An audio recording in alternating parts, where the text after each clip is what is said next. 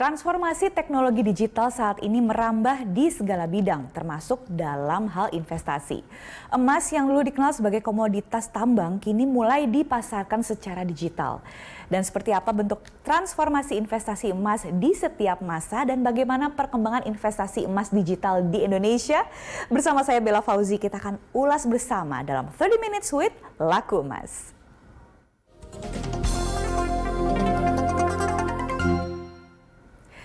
Dan saat ini telah hadir bersama kami di studio Mas Jeffrey Aten selaku COO dari Laku Emas. Saya manggilnya Mas Jeffrey aja ya.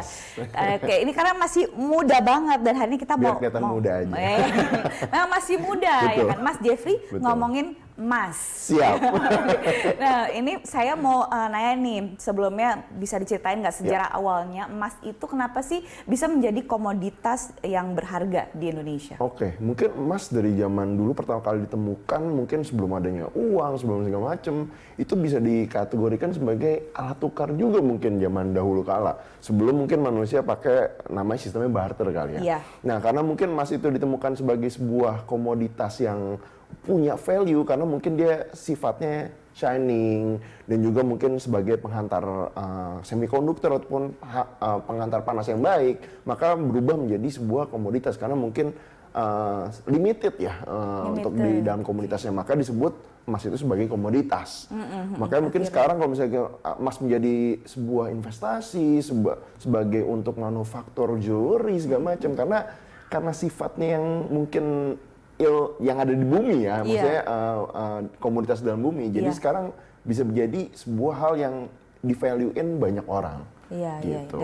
Dan dari dulu juga sudah ya karena value-nya itu tadi. Betul. Bisa jadikan ya di salah satu fungsinya ya alat tukar juga. Betul. Ya. Oke, berarti kan memang bisa dikatakan bahwa emas ini dari zaman dulu hingga kini ini emang harganya selalu stabil dan juga bisa meningkat.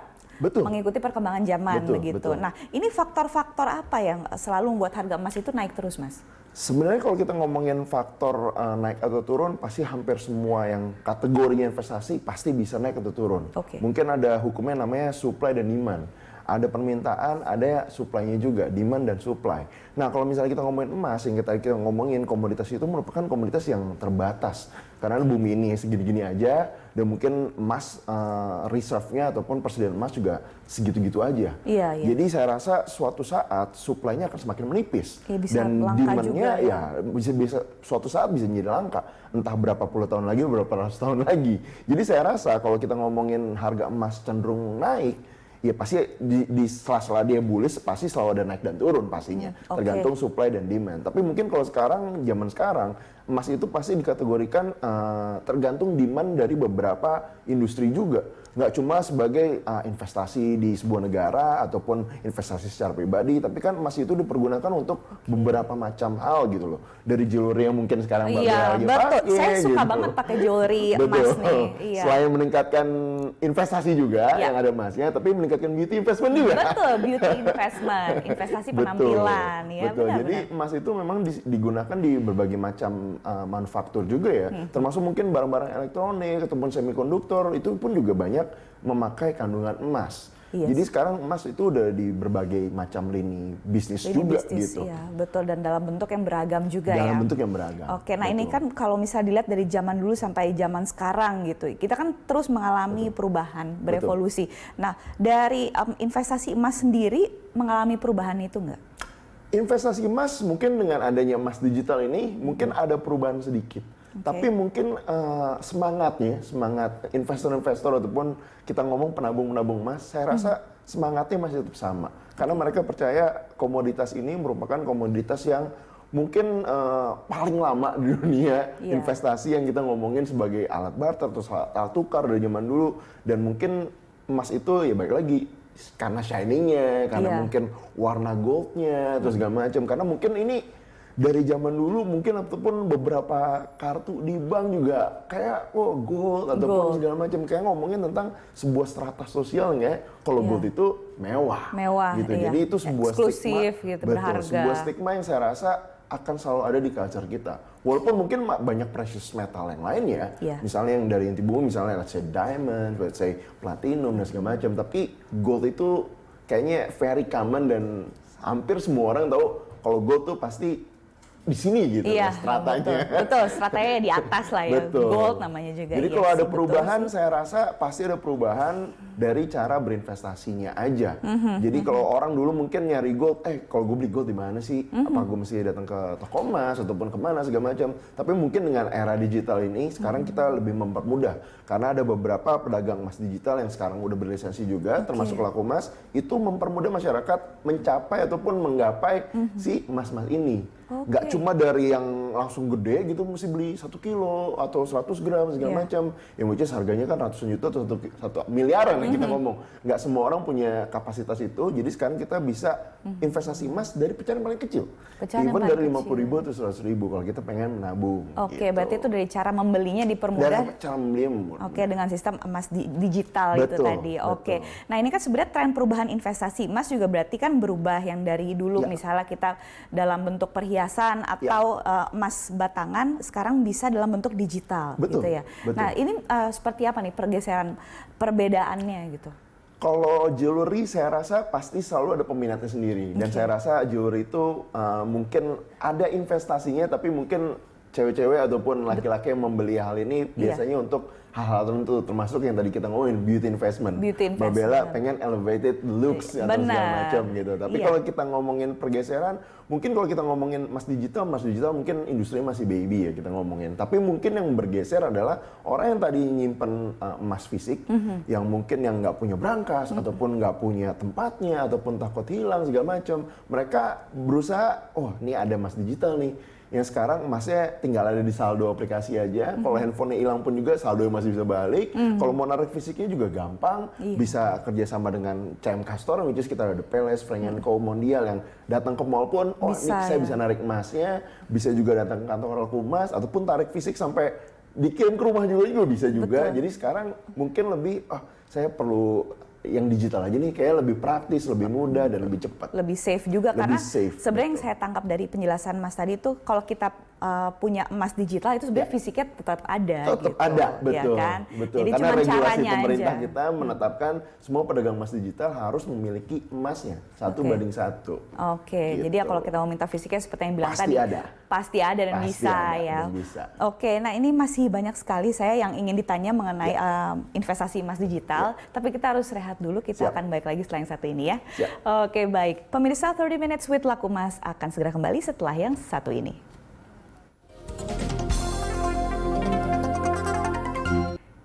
Pemirsa, kembali lagi dalam 30 Minutes with Laku Emas dan masih bersama dengan narasumber kita hari ini, Mas Jeffrey Aten, CEO dari Laku Emas. Siap, Mbak Bella. Iya, Mas Jeffrey, ini saya kalau misalnya ngobrol-ngobrol sama Mas Jeffrey itu saya sedikit kayak flashback ke zaman saya kecil dulu. Waktu saya sering ngelihat ibu saya gitu ya kan, ya perempuan juga gitu ya. Dia tuh ternyata kalau misalnya beli perhiasan jewelry emas itu selain untuk dia kenakan, bisa juga untuk investasi gitu. Yang sewaktu-waktu mungkin kalau misalnya dibutuhkan untuk pendidikan anak atau apa itu bisa dicairkan gitu.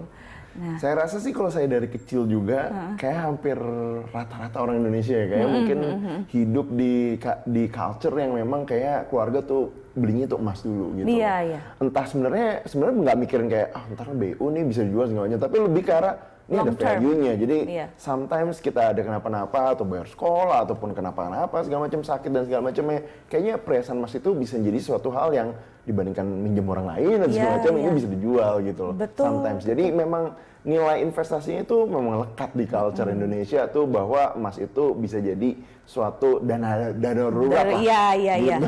Kalau di keluarga Mas Jeffrey sendiri seperti itu juga? Betul. Dari kecil sih saya lihat kayak mama saya juga emang demen ya dari ibu-ibu lah. Diamond atau mau perhiasan segala macam. Even mungkin kalau misalnya anaknya cewek kan langsung dipakein anting emas, baru lahir pun juga langsung diantingin emas dan segala macam. Jadi saya rasa memang saya juga hidup dari kecil tuh berhubungan dengan emas gitu.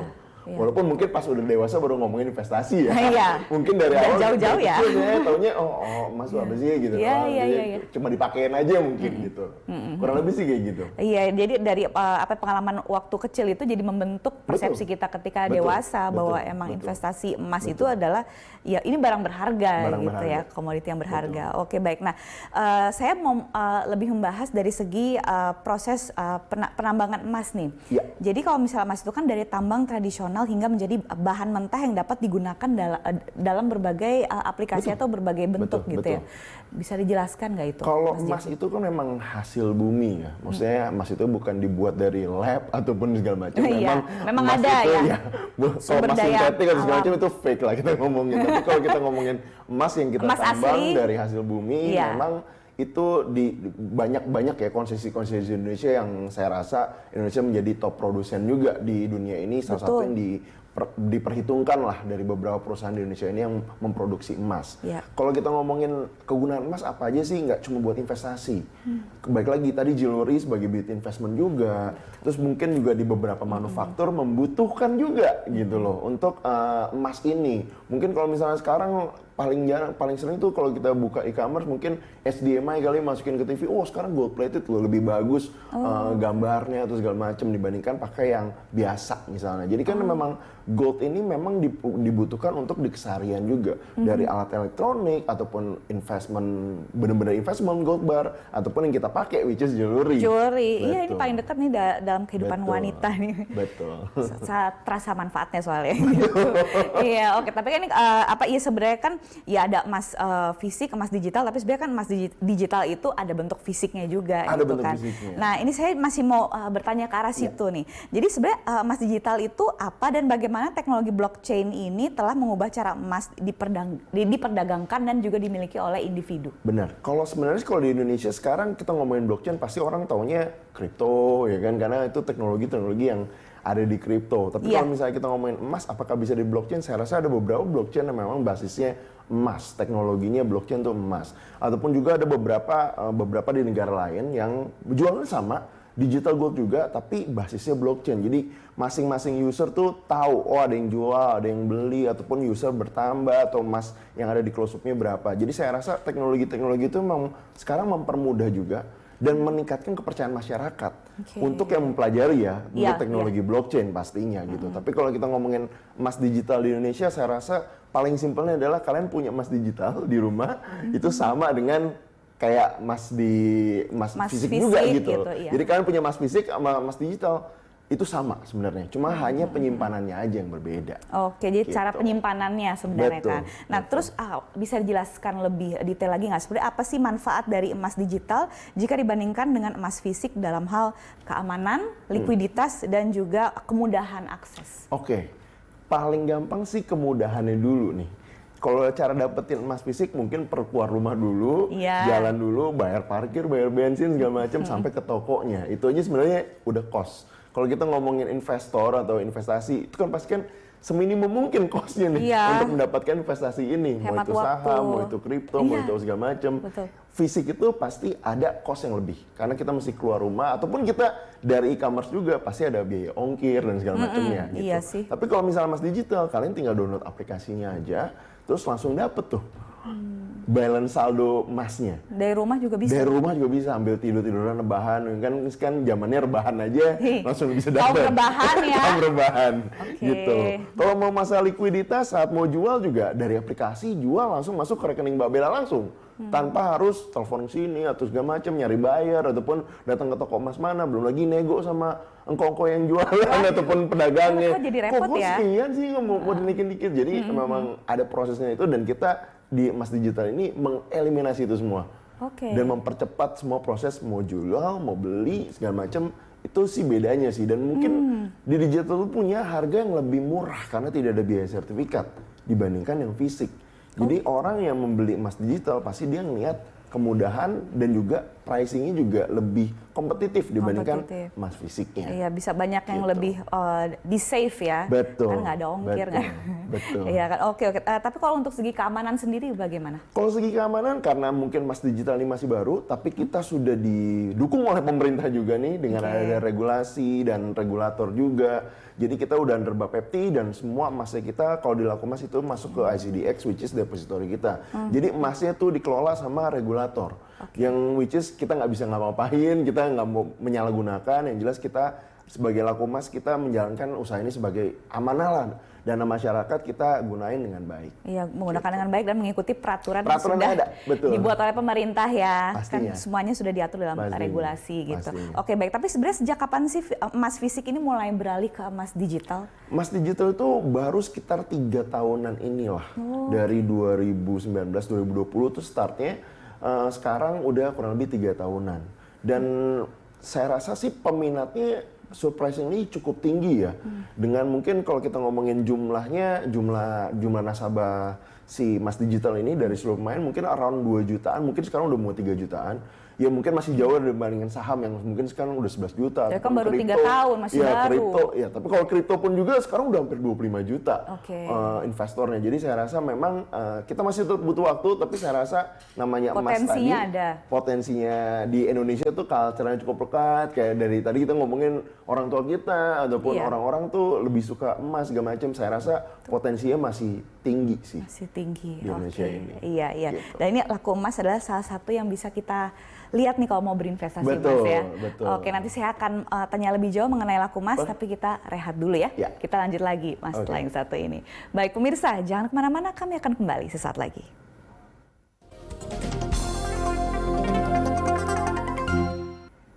Pemirsa, kembali lagi dalam 30 Minutes with Laku Emas dan masih bersama dengan Mas Jeffrey Aten selaku CEO dari Laku Emas. Iya, Mas, boleh nggak nih aku dijelaskan lebih detail lagi tentang Laku Emas? Kenapa kita harus memilih Laku Emas untuk investasi emas digital? Oke, kalau Laku Emas saya rasa kita ngomongin aplikasi yang tadi kita ngomongin mempermudah segala macam. Saya rasa sih Laku Emas itu mungkin menjadi salah satu yang terbaik. Karena apa? Karena kita punya offline store. Jadi kalau misalnya kita ngomongin digital, sometimes tuh kepercayaan masyarakat kadang, aduh digital nih bener nggak sih, kantornya di mana sih? Nih emas saya ada di mana gitu kan segala macam. Nah karena kita grup dari CMK Group juga yang kita udah sangat expert di bidang jewelry kayak The Palace, Frank & Co, Mondial yang saya rasa mau pergi ke mall manapun kalian bisa lihat beberapa brand tersebut. Store-nya banyak ya? Store-nya banyak, udah 100 lebih dari Sabang sampai Merauke. Bisa dicek juga. Jadi kalau kalian tinggal di mana cek aja. Nah itu kita kerja sama dengan mereka. Jadi kalau misalnya kalian beli dan kalian pengen udah beli di aplikasi Laku Emas, terus pengen, bener nggak sih ini ada emasnya? Tinggal tarik fisik aja dari aplikasi, datang ke toko tersebut untuk ngambil emasnya. Itu sih sebenarnya salah satu metode yang kita pengen ngasih kepercayaan juga ke masyarakat bahwa kita tuh nggak main-main di bisnis ini. Kita pengen meningkatkan kepercayaan juga. Kita pengen orang beralih ke digital pasti karena mungkin lebih hemat, lebih efisien dan segala macam. Tapi kan bukan berarti kita nggak mengkaedahkan si trust ini, which is di bisnis ini kan trust yang paling penting bagi masyarakat. Betul. Jadi kita mencoba mengconvince masyarakat Laku Emas itu tuh beneran punya fisiknya. Kalian datang aja ke rekanan kita atau datang ke kantor kita, ada di Synthesis Square, ada di Cempaka Emas dan Bekasi. Kalian datang aja, kalian bisa cek emasnya kalian juga, bisa jual emasnya kalian juga, bisa beli juga, bisa kalian lihat nih, oh emasnya ada loh. Betul. Dan dia kalau misalnya mau cek sosial media juga ada ya. Pasti ada. Centang biru di juga. IG, udah pasti centang biru. Mau di IG, di TikTok, Facebook, YouTube dan segala macam, cek aja. Itu udah pasti centang biru. Namanya apa?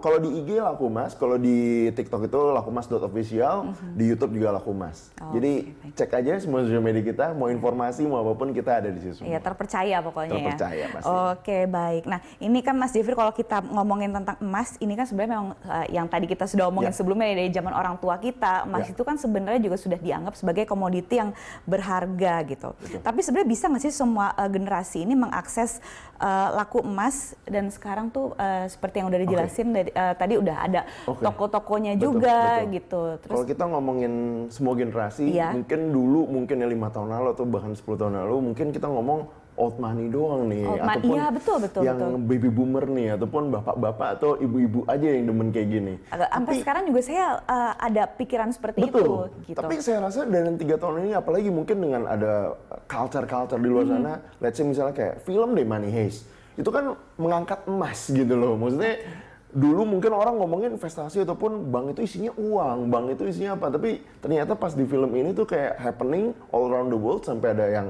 Korea, sampai ada yang Spanyol, segala macam, sampai ada beberapa seri lah ya. Betul, dan itu usianya juga kecenderungannya yang muda-muda justru yang mengincar emas ya. Berarti kan orang melihat, gila, ini Bank of Spain aja cadangan devisanya disimpan sebagai emas gitu.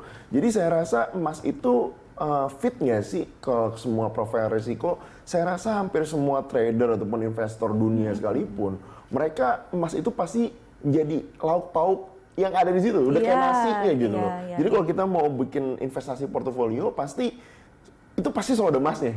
Mau itu porsinya dikit, mau itu porsi banyak, tergantung dari profil risikonya. Jadi saya rasa mau generasi milenial atau sekarang mungkin Gen Z, Gen Alpha, ataupun baby boomer dan segala macamnya, saya rasa emas itu bisa dijadikan pilihan yang pasti ada di semua generasi. Oke, pilihan di semua generasi berarti aksesnya juga harusnya cukup mudah ya. Betul. Karena kan tadi kan pilihannya juga ada yang secara di store offline dan juga online juga bisa dari smartphone saja. Betul. Gitu, salah satunya Laku Emas. Salah satunya gitu. Laku Emas. Oke, baik. Nah, ini ada nggak Mas Jeffrey tips untuk pemula baru yang akan atau baru memulai investasi emas biar tetap aman dan pastinya cuan? Oke, kalau kita ngomongin cuan, saya rasa harus belajar dulu. Jangan tiba-tiba ngikut teman terus cuan ataupun ngikut sebuah investasi akhirnya boncos terus nyalain temennya. Kadang kan gitu kan, kalau kita newbie gitu diajak teman, lu invest ini aja pasti cuan segala macam, besok boncos malah jadi nggak temenan.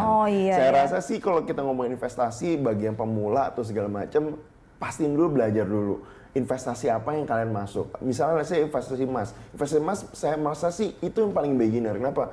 Nggak banyak bawah-bawahan ini kayak mesti belajar laporan keuangan, belajar teknologi blockchain ataupun segala macam. Emas itu tinggal emasnya asli atau enggak. Kalau yang fisik bisa dicek juga keasliannya. Kalau event yang digital tinggal cek regulatornya siapa, emasnya penyediaannya siapa aja, bekerja sama dengan perusahaan jewelry apa biar bisa jadi jewelry ataupun tarik fisiknya. Jadi saya rasa bagi masyarakat ataupun anak-anak Gen Z, Gen milenial nih yang pengen mencoba, pelajaran pertama adalah mengetahui dulu apa yang kalian beli.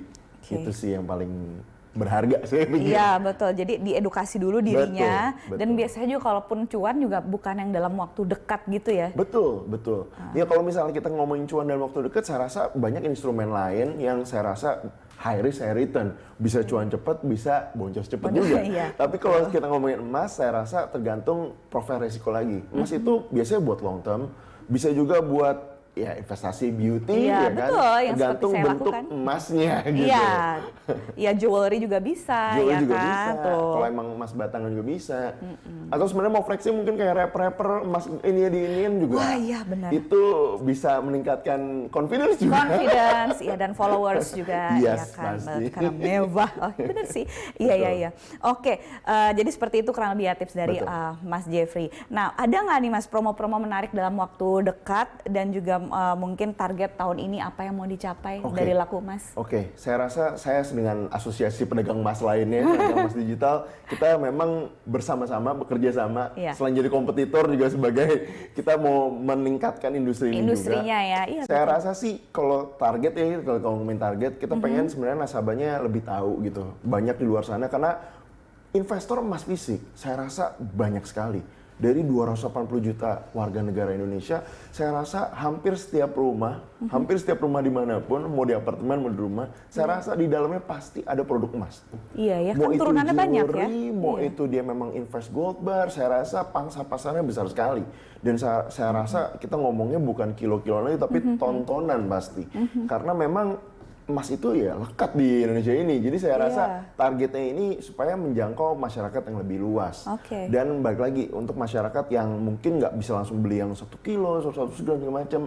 Nah, pedagang emas digital ini kita pengen sih target kita supaya orang yang ini bisa nyicil gitu loh. Iya, mempermudah cicil emas, soalnya. nabung dikit-dikit gitu sampai suatu saat jadi yang besar. Entah itu buat jadi mahar pernikahan kan itu udah dari zaman dulu ya. Mahar pernikahan kan selalu dengan emas gitu ya. Mau agama apapun kayaknya mahar tuh lekat dengan emas. Ataupun kita ngomongin ya kalau kebutuhan tertentu, dana darurat, saya yakin dana darurat kalau dimasukin di rekening bank aja atau uang doang kan kena inflasi ya. Mungkin emas itu bisa jadi tempat dana darurat yang terbaik. Oke, baik. Nah, kalau untuk promo sendiri bisa dilihat di kalau sosial promo, media? saya rasa tiap bulan kita tuh ada terus selalu promo. Jadi kalian cek aja sosial media kita, mau itu promo dari e-commerce, mau promo dari apps segala macam. Kita Semua ada. selalu regularly, mau tiap minggu, tiap bulan, cek aja sosial media kita. kadang kalau live shopping mungkin sekarang lagi hype segala macam, bisa langsung selalu ada promo. Bisa langsung nanya sama tim kita yang lagi live, tanya juga promonya apa segala macam. Pokoknya tiap bulan ada ya. Oke, baik. Ayo pemirsa, mari kita kita berburu promo. Oke, baik, terima kasih banyak Mas Jeffrey Aten, sukses selalu untuk Lakumas ya. Kapan-kapan kita sambung lagi. Siap. Baik, pemirsa, demikianlah 30 Minutes with Lakumas. Atas nama seluruh kerabat kerja yang bertugas, saya Bella Fauzi pamit undur diri. Terima kasih dan sampai jumpa.